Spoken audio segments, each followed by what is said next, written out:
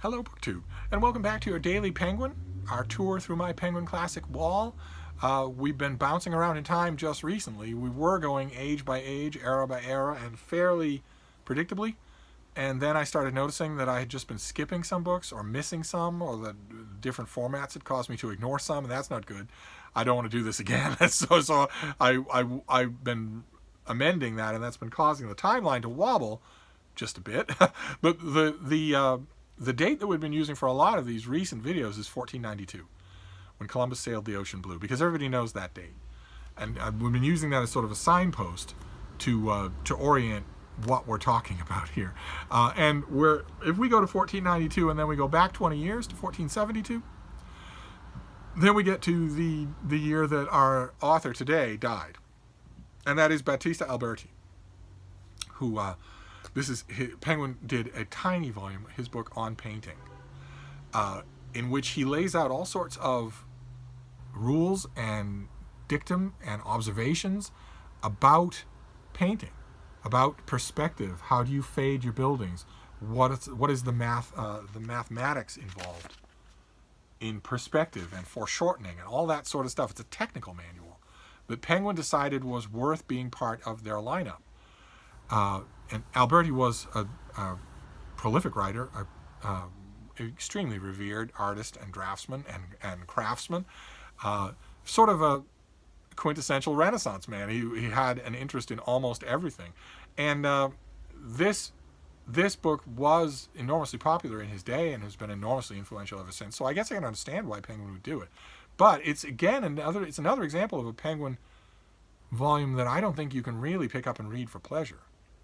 I'm not really sure that you could do that. If you are an artist in any way, then you should read this work. It won't take you an hour to do. And this is a translation by Cecil Grayson with notes by the great Martin Kemp, the great scholar Martin Kemp. So you'll never find an easier way to do it than this. I kind of wish that if Penguin was reprinting this author, they would have reprinted something else as well. I don't think this author also did a book that we could call On Buildings, that was longer and more interesting in a lot of ways. It wasn't. This thing is sort of sui generis. It sort of just takes a 30,000 foot view of painting and the principles that go into creating visual effects. Whereas his book on building was all of that as well. It was also a technical manual, but it was also a considered literary response to Vitruvius, an ancient world source on building and architecture, who I don't think has any kind of mention in Penguin Classics. But Alberti responded to Vitruvius all through his book on buildings, and I think it makes it a more interesting book. Neither one is particularly long enough so that you couldn't put them together. I don't know why. Again, in a perfect Penguin Classic backlist, I would have a big book called Alberti, and you would just get everything by him in English. Every one of the two big, at least the two big technical treatises would be there.